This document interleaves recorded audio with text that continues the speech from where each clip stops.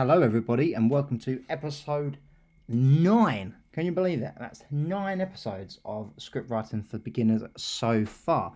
And as promised, I am looking at the opening page of a brilliant British gangster film, Sexy Beast, which, as it would have it, comes at a perfect time, for today is meant to be one of the hottest days in England so far, getting up to about 30 degrees. So, unless you want to end up like Ray Winston's character of Gal with extremely burnt and, bright yellow swimming trunks on, please make sure you wear your sun cream.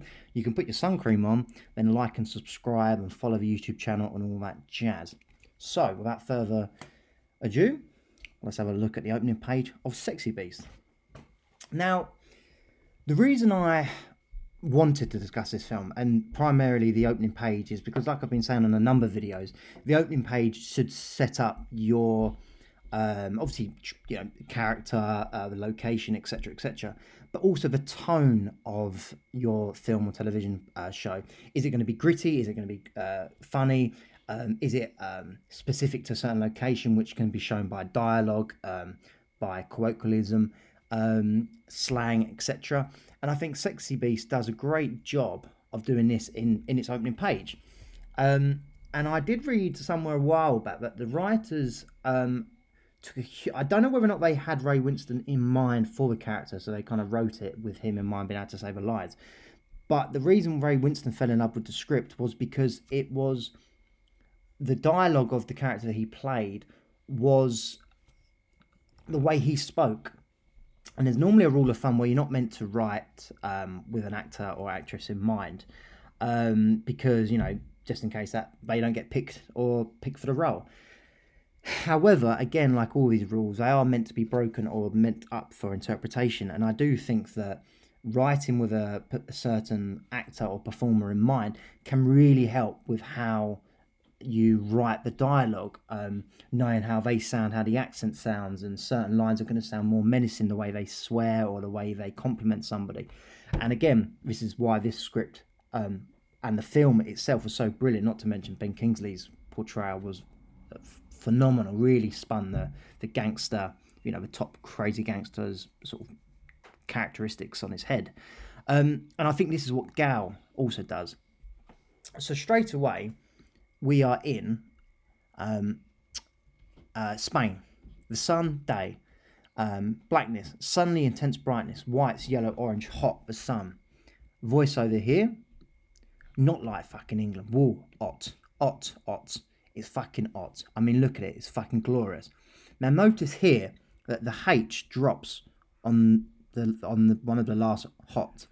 Now, Ray Winston, being from East London, doesn't necessarily pronounce his H. So, hotel will be hotel. Ot. You read this and think, right, well, this guy may not be a Londoner, but he definitely is rough because he's not pronouncing the full letter. It's the same thing with the lack of the G's at the end of the word fucking. And the fact that he is commenting in the sun, it really sets up this motion of, this Costa del Sol, all the expats moving over. And at the moment, we don't know who this character is, but all we know that he's rough spoken, but he loves being out here. Then, we're still in Spain. We spin off to the sun, to bluest holiday blue, the sky. What a super day, super weather, lovely, brilliant, tasty. It's a very, very adjective-y opening voiceover, but it's what us Brits will say when you're on holiday. You always compare the weather to the British weather. It's not like fucking England. England's shit, it's raining, blah, blah, blah, blah. And you can imagine when Ray Winston got this script thinking, yeah, that's exactly what I say when I go on holiday. We have a deleted scene here, which I'm not too sure why. And now we are here. Now it's interesting how Dove, which is Gal's surname, you have Dove Swimming Pool. Now I would normally have written the first name, Gal Swimming Pool, but I guess it's it's the house. It's the pool of the house, and normally you do like my surname being Brennan, so it's the Brennan household. So that's probably why.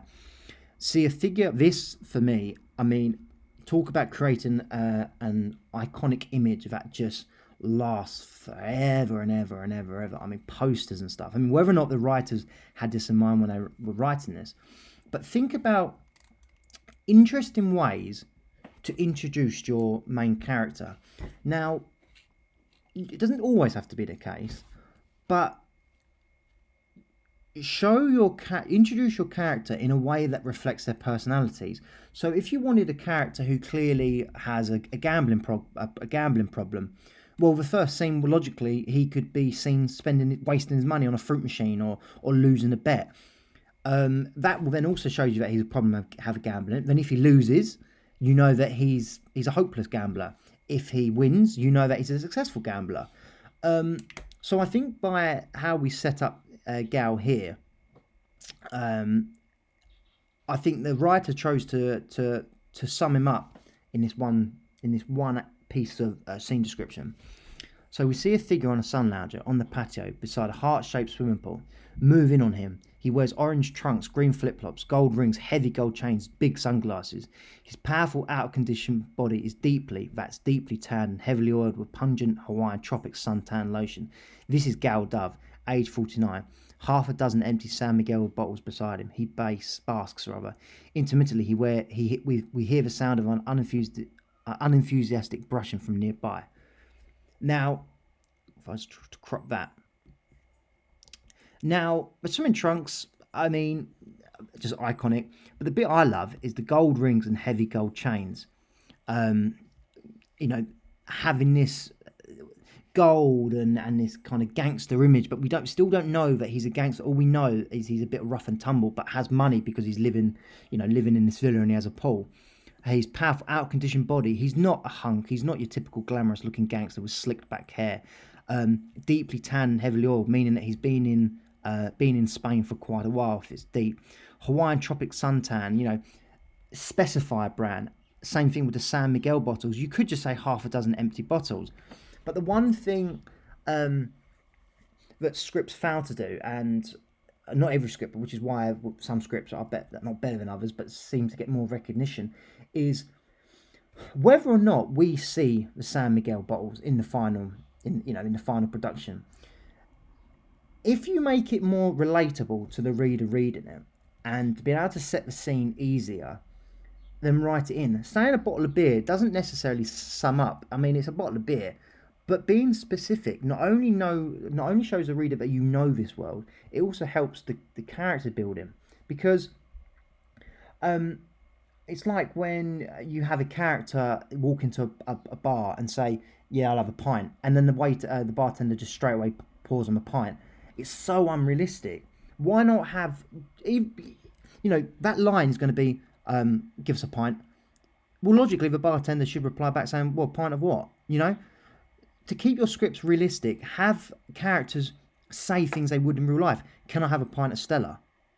And then the wait, because that's what you do when you go into a pub. You specify, or a bar, you specify what you have. And there's a scene later on when they're in a restaurant and they're discussing what to have on the menu, like calamari and stuff. Do your research. It's set in Spain, so obviously you go to a nice Spanish restaurant and typically it's going to be seafood. So rather than going, I'll have the burger and chips, please, I'll have the paella. Oh, don't paella, la la la. And it's the same thing with the San Miguel. Being in Spain, you're typically going to have a Spanish beer. Half a dozen empty San Miguel bottles. He loves his beer, which then relates to why he's out of condition. If it said his powerful, lean, tan body and yet there's half a dozen bottles, you might think, well, hang on a minute, is he the same person drinking them? And then we're back onto dialogue. Still talking about the sun. Not a care in the world. Oh yeah, bloody hell. Again, notice the dialogue here. Drop the H for the hell. I'm sweating. I'm sweating here. Same thing with that. Roasting, baking, boiling, sweltering. It's like a sauna, furnace. You could fry an egg on my stomach. Who wouldn't lap this up? It's ridiculous, tremendous. It's just fan dubby dozy, fantastic. Wipes sweat from his brow. Now, if you can't picture Ray Winston saying this, then I don't know what's wrong with you. Because the fan dabby dozy bit, it's just because he's a gangster on holiday, or this, we don't know he's a gangster at the moment, but just because he's this somewhat rough appearing guy, like Cockney type guy, doesn't mean that he can be silly with his words. he's loving the weather so much, he would just say the first thing that's on his mind, really. And it's making the character dynamic enough where he's not saying the most obvious things that you would expect a gangster or that character or that archetype to be talking about. Rather than doing a business deal in the sun or on the phone talking about business, he couldn't think of anything worse. I mean, considering he's retired, so this is why it plays into the fact that he's retired from the criminal world. So all of his stuff is such a nice change. That's why he's talking about the sun and the heat so much. And about the brushing sound, we see the brusher, a Spanish boy, Enrique, age 14, wearing cut-off knee jeans, a faded t-shirt and scruffy laceless trainers. He sweeps the patio with minimal effort. Gal is watching his efforts. Give it some. Just comical considering Gal's, not doing the work and sort of says, give it some. But even to give it some, it's off the cuff, boom. Now, it was quite a short video because I only wanted to look at the opening page, because I really think people miss a trick with how important an opening page can be to set up the tone, as I mentioned at the start. Now, the tone of this film, as we can see, it's not comical, it's not comedy, but I feel like you think, oh, this is very British because of the dialogue and even the character's name. And that's another thing. Do your research on what's the most generic but obvious names that are used in that world. It doesn't have to be so, it doesn't have to be Tommy Gun and Tommy Smith and things like that. But Gal, it's you've heard someone who's called Gal, and normally they are going to be a bit of a wheeler and dealer. So whatever you're writing about in world, do your research to relate the information back to it. So that's going to be character names. Where do these people likely go on holiday? Spain, because it just seems with Costa del Sol, it's cliche, but it works. What beers they drink, relating to where they are and what type of person they are, because that could be, that could be a cocktail. That could have easily been a pina colada he was sipping. But it shows you that he's still a Brit abroad. He's still sinking a couple of beer bowls. And be specific about the suntan lotion, the Hawaiian Tropic suntan lotion. He could just put suntan lotion, but Hawaiian is a real brand. You know that this character is real because everything that the writer's mentioning is real. So that was just briefly looking at Sexy Beast. I would recommend, if you haven't seen the film, 100% check it out. For next week's episode, which will be episode 10, so the Big 10, I'm going to go back and do some examples of my own writing, because I think we've looked at opening pages and various scripts in depth enough now to kind of see what I'm trying to get across. So next week's episode, I'm going to be looking at how to write action sequences. So it won't necessarily be like this. It will be more how you structure a scene where a guy has to walk into a bedroom, sit down, open a briefcase, get the money out, get the gun out, someone else walks in. That types of action scene. Because so many writers fall into the habit of either using the word "and" quite a lot of times, which really breaks the flow, where you can sort of go against the rules, as it were, and chuck a few more commas in. Likewise here, the ... It should be full stop. This is Gal Dove, comma, age 49, comma, half a dozen. But the ...